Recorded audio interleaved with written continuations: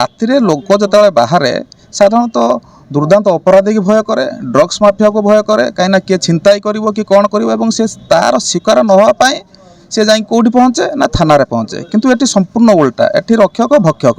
ତେଣୁ ଏଠି କ'ଣ ପୋଲିସ ଡ୍ରଗ୍ସ ମାଫିଆକୁ ଧରିବା ପରିବର୍ତ୍ତେ କିମ୍ବା ରାତିରେ ନାଇଟ୍ ପାଟ୍ରୋଲିଂ କାହିଁକି ହୁଏ? କାହିଁକି ନା କିଛି ଗୋଟେ ଅପରାଧିକ ଇଏକୁ ବନ୍ଦ କରିବା କଥା ଉଦ୍ଦେଶ୍ୟରେ। କିନ୍ତୁ ଏଠି ତ ପୋଲିସ ନିଜେ ଅପରାଧ ବି ହେଇଛି।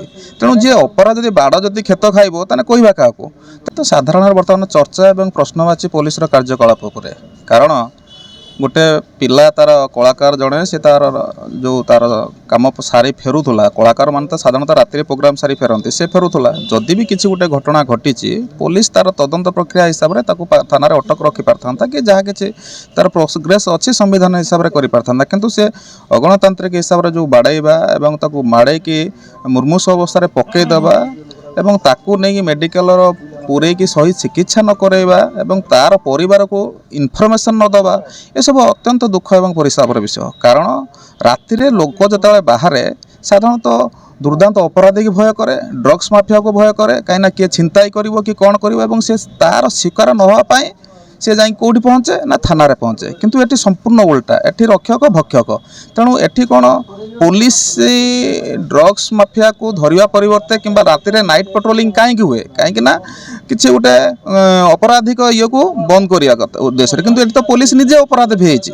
ତେଣୁ ଯିଏ ଅପରାଧ ଯଦି ବାଡ଼ ଯଦି କ୍ଷତ ଖାଇବ ତାହେଲେ କହିବା କାହାକୁ? ତେଣୁ ନିଜେ ଯେତେବେଳେ କରିଛନ୍ତି ଇଏ ବର୍ତ୍ତମାନ ସାଧାରଣତଃ ପୋଲିସ ପ୍ରଶାସନର କାର୍ଯ୍ୟକଳାପ ଉପରେ ବାଗରପଡ଼ା ପୋଲିସର ପ୍ରଶ୍ନବାଚୀ ସୃଷ୍ଟି ହୋଇଛି।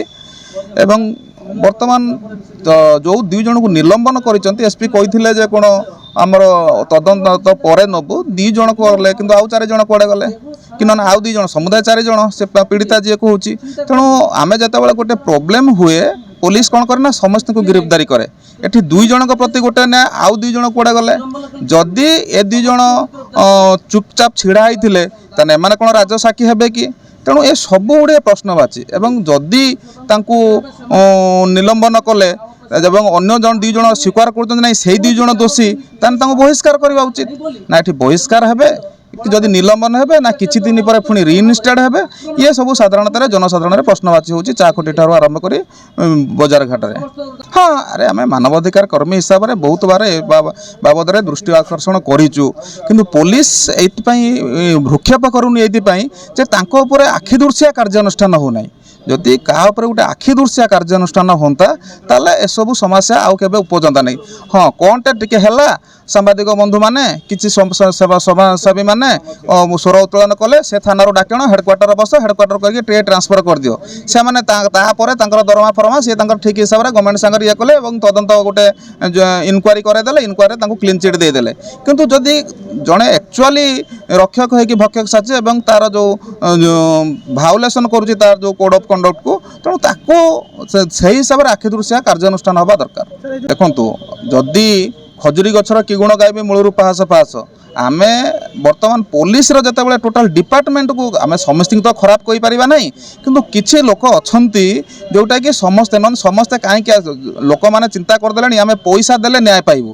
ତେଣୁ ୟାର ଅର୍ଥ କ'ଣ? ପୋଲିସ କ'ଣ ଏକୁ ଫାଙ୍କି ଦେଇପାରିବ କି ଯେ ବିନା ପଇସାର ନ୍ୟାୟ ଦେଉଛି ବୋଲି? ତେଣୁ ପଇସା ଦେଲେ ନ୍ୟାୟ ପାଇବୁ ଯେଉଁଟା ଉଠୁଛି, ତେଣୁ କେଉଁଠି ପ୍ରକ୍ରିୟାରେ ତାଙ୍କୁ ସେଭଳିଆ ହେଉଛି ଏବଂ ୟାଙ୍କର ହୁଏତ ନୂଆବର୍ଷ ରାତି ଆଉ 31st ରାତି ସେମାନେ ଚିନ୍ତା କରିଛନ୍ତି ଆମେ କ'ଣ ମଜା ମଜଲିସ୍ କରିବୁ। କିନ୍ତୁ ମଜା ମଜଲିସ୍ର ଅର୍ଥ ନୁହଁ ଯେ ପବ୍ଲିକଙ୍କ ପାଖରୁ ଜବରଦସ୍ତି ଚାନ୍ଦା ଏବଂ ଛିନତାଇ କରିକି ନେଇକି